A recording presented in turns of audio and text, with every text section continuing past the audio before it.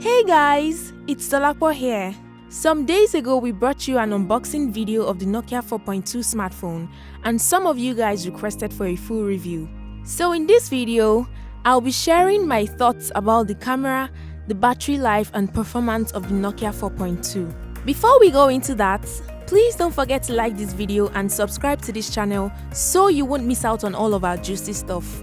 Now let's talk about the camera of the Nokia 4.2. The back camera of this device is a 13 megapixel one backed by a 2 megapixel depth sensor, while the front camera comes with 8 megapixels. Like I said in the unboxing video, the camera can be slow to launch and the shutter is not exactly fast.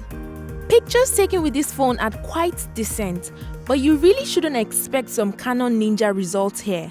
Outdoor shots look clear, but lack the kind of sharpness I would look for in smartphones. And in poor lighting, you begin to get some noise and grain in your pictures, and it can be hard to get a steady picture.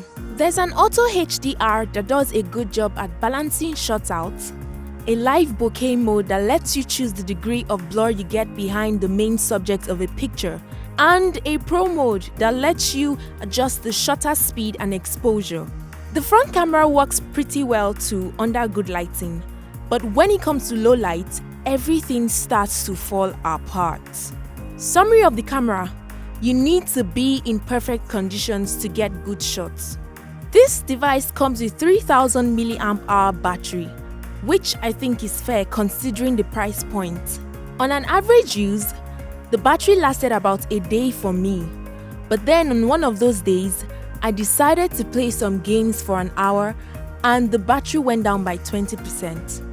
It takes about 3 hours to charge from 10% to 100, and I think that we have the USB cable to blame here. Yes, it's a micro USB cable. Overall, battery life on the 4.2 is good, but don't expect something spectacular. The Nokia 4.2 comes with a Qualcomm Snapdragon 439 chipset and 3GB of RAM. Average use of the 4.2 is decent, but I found that once I go heavy, the device begins to slow down. I tried playing Asphalt on this device as requested by some of you guys, and I experienced a bit of lag. Of course, Asphalt is an intensive game, so you should know that heavy apps will cause some slowdown on this device.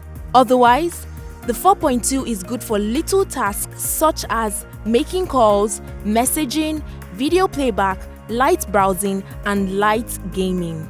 One other thing I found interesting about this device is the way the power button lights up when it charges and when I get notifications. Alright guys, that's it for this video. I want to hear your thoughts about the Nokia 4.2, so please leave a comment and don't forget to like this video, subscribe to this channel and follow us at all our social media handles at TechCity NG.